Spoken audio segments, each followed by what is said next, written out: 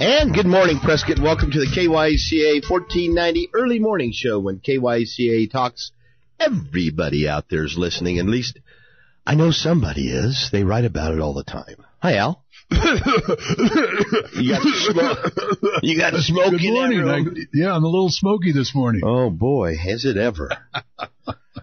You know what's smoky around here when you see Caesar running around with an air mask on? I know. I was in the back in the production room frantically trying to find a copy of Smoke Gets in Your Eyes so we could play it this morning from our vast library of songs. But you know, Steve, it was kind of, at first, I saw, boy, this big white haze hanging over the city and whatnot.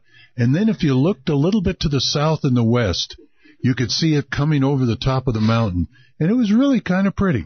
It's very eerie. It was. When you come off of Highland Pines and you're coming down in the valley and you see it laying out there in those little canyons and draws out there, But the thing is it reminded me of winter is just around the corner, and if you got a big roaring fire in the fireplace, you get that smell of the burning wood and whatnot. It kind of reminded me that hey, winter's coming, it can't come too soon. Yeah. Get rid of some of this heat. We'll burn up some of that stuff, right? You betcha. WC, how are you today? Hey, I'm doing good. I've been in a midlife crisis here for about 10 years now, and now I'm strongly considering becoming a rapper and a graffiti artist. That a baby? So, city of Prescott, beware. Sign up. They're taking applications. I was going to say, this is we used to call it the dryout capital of the world. I guess we're going to call it the graffiti area of the world, too. Let's just call it the artist capital of the world. Capital of the world. Inspiring, budding artists will create monumental things in Prescott. And then you have to live with them. Then you have to live with it, yeah. Well, welcome. We're here for you, 541-1016. And I'm glad to see I hit the front page of the newspaper. Gotta tell you, isn't it hell to be popular? They won't leave me alone. I haven't said anything about this park bench. I went and looked at it yesterday for the first time. Yeah. Actually looked at it.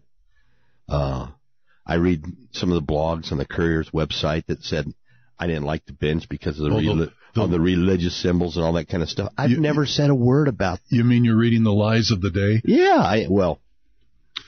Let me just say, at some point in time you leave stuff alone and just say, just consider the source. Yeah. But I have to tell you, whenever a supposable credible newspaper, the Daily Courier, has a... You can't say the Daily Courier and a credible newspaper in the same breath, can you? I happen to like some people that work there, and I think some of them do a pretty good job.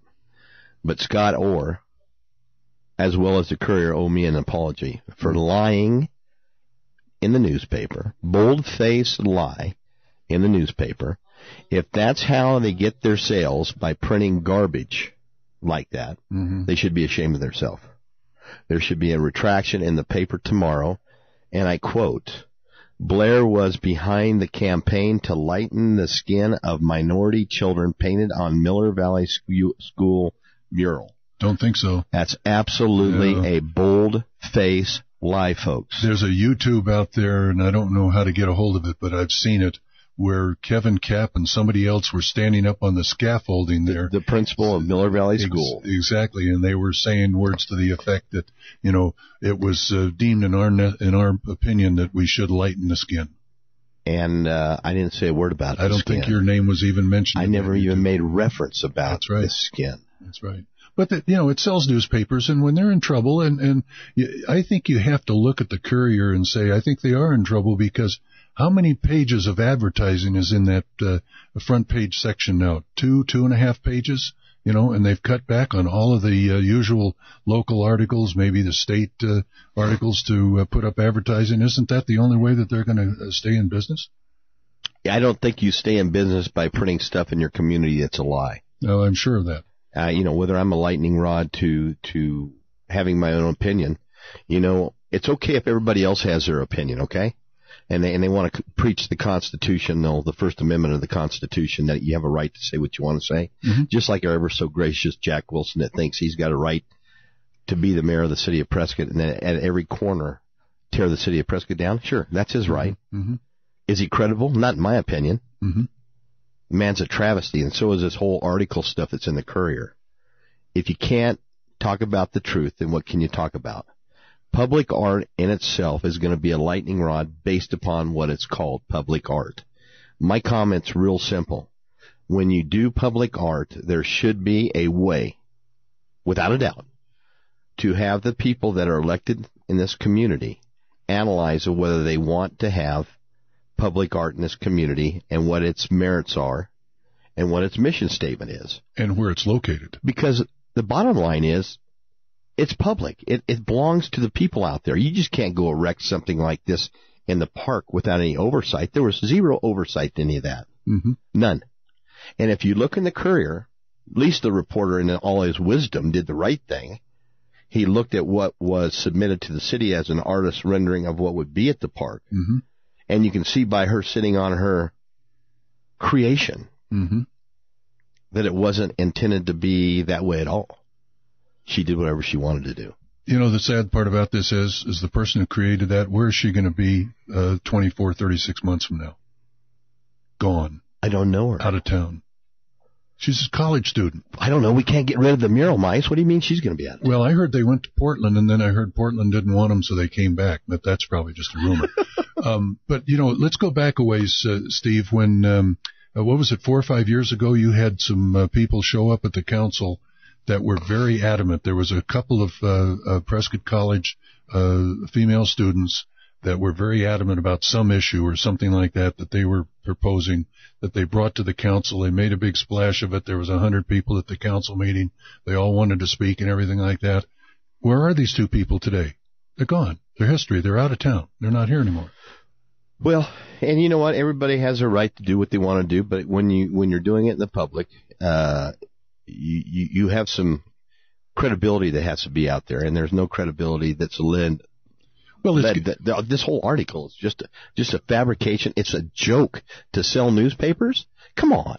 And this whole issue has given the legitimate art world, public art world, a black eye, because it's an in-your-face operation where I'm not going to take what the Parks and Recreation told me I could do and couldn't do. I'm just going to go ahead and do it myself.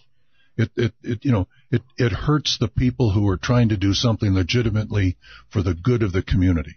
Well, and but it all gets twisted around, Al, that it is me that is being the one that's so critical of it. I mean, what it really is, it's the folks that can't follow directions that create and do something against other people's will, and then they want to scream foul. At some point in time, they have to take responsibility for being adult and doing the right thing, and they can't take that responsibility. But if you don't stand up for what is going on, who is? No, I'm just not. Who is going to do that? I'm not going to stand for somebody to take me to task and say what this reporter, Scott Orr, he put in the paper. The man needs to retract it and take my name off of something that I never said. That's a bold-faced lie. Well, the Courier's not going to do that. Well, then the Courier doesn't have any credibility as far as I'm concerned. And I do have a subscription to the Courier, and I'll cancel the thing because I don't need to be part of paying the wages or paying the profit to that paper unless they're going to print creditable stuff, period. Whether you're on council or not, it is not righteous to go out and slander somebody and take somebody to task if it doesn't have any merit. Opinions are one thing, but when you tell a bold-faced lie, that's something entirely different, and you're right. The credibility of the newspaper is seriously suspect. And at this point in time, I have zero idea of what is happening with that park bench down at Granite Creek Park, because I have removed myself from it.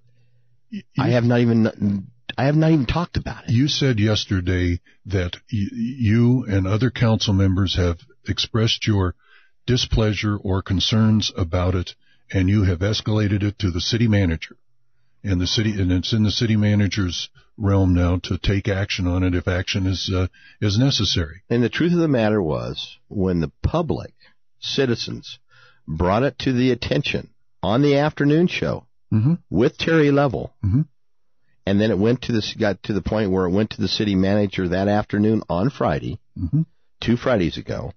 The city manager asked that this lady be contacted, and they cease and desist. And that was a Friday afternoon. Doing anything more on the mural until it could be sorted out. Well, guess what? They went ahead Saturday and Sunday and continued. They didn't follow any kind of instruction. They did whatever they wanted to do, and they could not take responsibility for themselves. 541-1016. We'll take a short break. We'll be right back.